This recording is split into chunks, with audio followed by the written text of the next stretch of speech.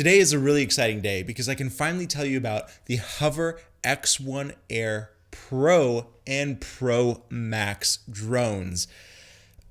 Remember this thing, this foldable drone? I made a video about it, and make sure you check it out right here. This thing is about to get a massive upgrade with 2 new models. So Hover graciously sent me out to San Francisco to try out the new Air 1 Pro and Pro Max. They are a huge upgrade from the original Air 1 because it has a brand new camera system, new gimbal, new motors, new propellers, new airframe. It's more aerodynamic, more runtime in the air, and it finally has 6K and 8K 10-bit HLG and soon to be log profiles.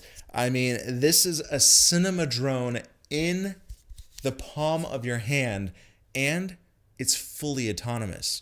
But it can also come with its own beacon and controller. We're going to talk more about those accessories in just a moment. And if that's not good enough, it has its own travel case, which also doubles up as a power bank for the drone. Now, as I mentioned earlier, we do get those new camera and gimbal systems. The Pro is going to have up to 6K resolution. The Pro Max is going to have up to 8K.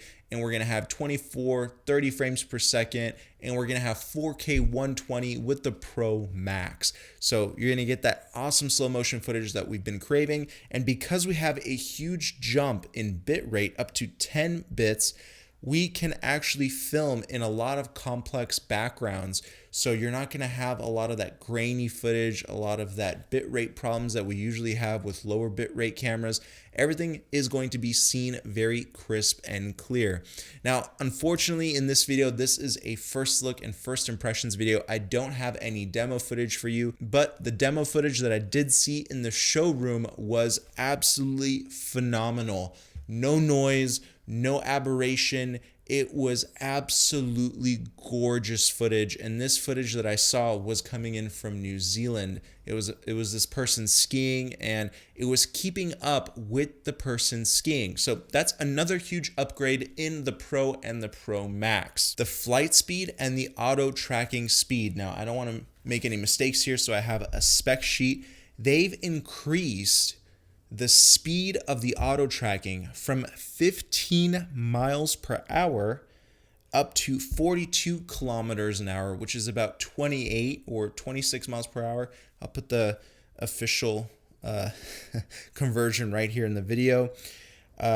We also get a tracking speed of 60 kilometers an hour. So a lot of you cyclists, a lot of you people that like to skateboard or rollerblade, these drones can finally keep up with you fully autonomously. And we also have a much better flight time of up to 16 minutes compared to barely 12 minutes with the original Air 1. We also have a massive upgrade when it comes down to internal storage. So no longer are we just stuck with 32 gigabytes, but we also get 64 gigabyte storage in the Pro Max, 32 in the Pro, but we can also use our own SD cards, so you're not limited to the internal storage anymore. Now, when it comes down to the fully autonomous tracking, it is much better improved on the Pro and the Pro Max. Here's a little demo of me showing you how it's tracking me. The original Air 1 just loses the tracking, while the Pro and the Pro Max just keep me locked on, dead on.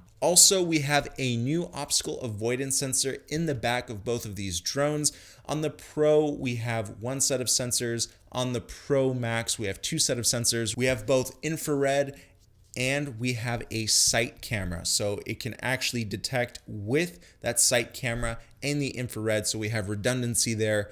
The Pro just has the infrared sensor. But another massive improvement is that this thing can track over multiple different terrains: water, sand, even snow. I mean, and in low light, by the way. You can do this in low light. Hopefully when I get the review unit, I can show you guys how much better the tracking is when it comes down to omni-terrain or different terrains, and low light as well. Now back to the camera and gimbal, we have a 2-axis gimbal, so we're gonna get a lot less warping in that digital stabilization. The gimbal itself is its own stabilization. It will constantly move around like this to absorb bumps and awkward moments. So yeah, you're going to get much smoother motion in your videos. And the sensor is much improved. We have a 1/1.3 inch sensor. So the sensor is much larger. It's going to be better in low light, and you can even bump up the ISO if needed. Now, this drone, one of the biggest limitations of this drone is that it can only track people. Well, they've been hinting at this drone finally being able to track objects. Now, don't quote me on this, but I think in a future firmware update, we're going to have that ability with these drones.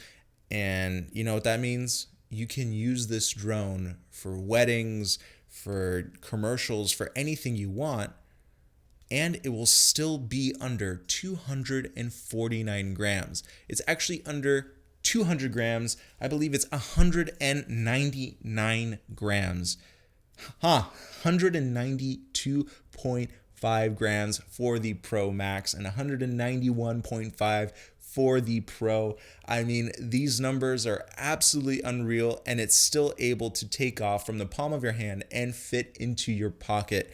So I'm so ecstatic about this new drone. You have no idea. I don't want to be stuck using my bigger drones, my Mavic, for example. It's so much larger than this drone. Now, another huge thing about these new drones is that they come with a bunch of new accessories, such as the charging case. I don't have too much information about that, but you can see the sample of it right here. We have a new tracking beacon, which increases the tracking ability of this drone, especially if you're cycling or skiing or doing other action sports like that. And we also have a remote controller, which can control this drone up to about 1 kilometer away.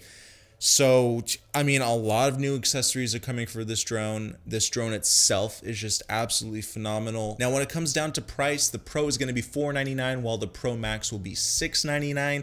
There's an Indiegogo campaign going on right now, so you can get early bird pricing. Make sure you check out the link down below right now. And one last thing, we did also test out these drones outside when it was slightly windy in San Francisco. They handled extremely well. You can see the changes in elevation on this tracking right here. The drone tracks very well while changes in elevation are happening.